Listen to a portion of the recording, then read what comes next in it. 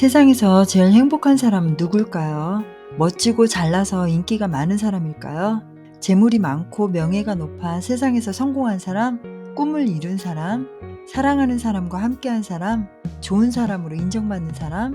물론 이 중 하나만이라도 가지면 행복할 것 같다며 열심히 도전하는 사람들도 많을 것입니다. 저는 어린 시절 좋은 유전자 덕에 인기가 많았습니다. 그러나 좋았던 것보다 부담스럽고 불편했어요. 그래서 눈빛이 이상하다 싶으면 피해 다니고 선머슴처럼 하고 다녔어요. 20대 때 하나님이 주신 지혜로 사업을 해서 큰 돈을 만져보았어요. 빌딩도 지어보고 도매, 소매, 온라인 무역까지 하며 많이 바빴어요. 전국에서 체인점 내달라고 오시는 분들도 많았고 매스컴도 탔어요.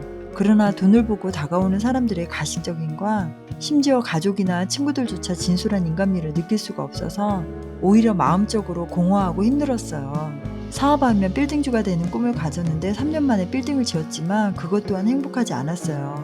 가식으로 다가오는 사람들에게 신물이 날 정도였고 회사 경영자로서 좋은 이미지를 가지기 위해 마음은 지치고 울고 싶은데 아무도 믿지 못하고 겉으로는 웃으며 견뎌야 하는 시간들이 죽음이 차라리 안식 같았어요. 남들이 가지고 싶어하는 것들을 다 가져봤지만 행복하지 않았어요. 오히려 인생의 허무함과 사람들의 가식과 거짓에 마음은 병들었어요. 너무 어린 나이에 성공한 탓도 있었을 거예요. 세상 것으로는 행복하지 않았어요. 잘 되던 사업이 무너지고 몸도 무너지자 모든 것을 정리하고 빈털터리가 되어 고향으로 갔어요. 원룸에 살면서 돈이 없으니까 세상이 다르게 보이기 시작했어요. 아무 맛도 못 느끼던 음식들이 맛있어지고 무감각했던 풍경들이 눈에 들어왔어요. 무엇보다 저를 이용하기 위해서 다가왔던 가식적인 사람들이 주변에서 사라지자 소박한 진심들이 보이기 시작했어요.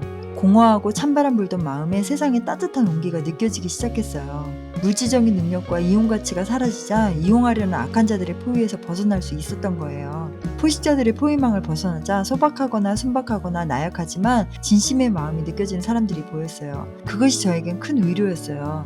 물론 여전히 저를 이해해줄 사람은 찾기 힘들었지만 약육강식의 세계는 포식자의 세계가 아닌 마음은 평화로운 초원에 온 것 같았어요. 저는 다시 교회에 나갔고 개척교회를 다니며 하나님과 다시 소통하게 되며 마음의 안정을 찾을 수 있었어요. 나를 이용하려던 사람들이 재물이 없어서 무시를 해도 그것이 오히려 더 편했어요. 물질적인 것이나 가식적인 것들이 제게 행복을 안겨주지 않음을 절실히 느꼈으니까요. 오히려 솔직하게 대하는 사람들이 편했어요. 적어도 이용하려고 속이지는 않으니까요. 마음을 나누지는 못하더라도 거짓이 없는 세상이 편안한 것 같아요. 비록 빈털터리가 됐지만 하나님 안에서 쉼을 얻고 위로를 받은 것 같아요. 신앙이 깊어지고 영적 체험을 하고 은사를 받으며 사람들에게 복음을 전하기 시작했어요. 하나님께서는 제게 다시 재물의 복도 주셨어요.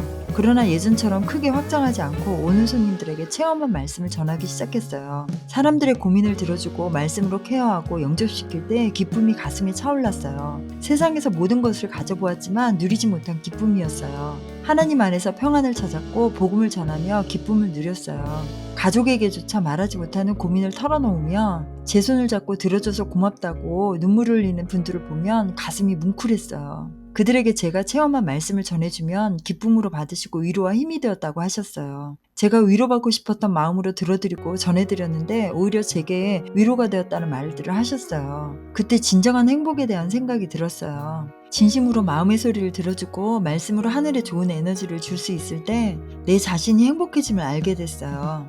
행복은 세상적이고 물질적인 것이 아니라 좋은 마음을 나눌 때 오는 것이라는 걸 알게 되었어요. 그 이후로 저는 복음을 전하고 말씀 양육까지 시켜 영적으로 성장하는 모습도 볼 수 있었어요. 의무가 아닌 진심으로 복음을 통해 좋은 에너지를 나눌 때 비록 물질과 명예가 없어도 행복해짐을 알게 된 거예요. 얼마 전 멀리 사는 친구와 통화했는데 제게 위로자라고 말해주더라고요. 힘들 때 제가 생각난대요. 그 말에 저도 위로와 힘이 되었어요. 누군가에게 필요한 사람이 된다는 것이 가슴을 뭉클하게 했어요. 성경 인물 중에 바나바가 위로의 사람이었어요. 그는 부자였지만 하나님 나라를 위해 재산도 아끼지 않고 헌신한 사람이에요. 성도들이 바나바를 이름처럼 위로의 사람이라고 칭할 정도였으니까요. 위대한 사도 바울도 바나바가 예루살렘 교회에 연결해주고 설득하지 않았다면 사도가 되지 못했을 거예요. 안디옥 교회 사역을 할 수 있도록 아라바 사막에 있는 사도 바울을 불러 사역의 초석을 마련해 주었으니까요. 바나바와 사도 바울의 헌신으로 안디옥 교회에서 비로소 그리스도인이라는 말을 처음으로 들을 수 있었어요.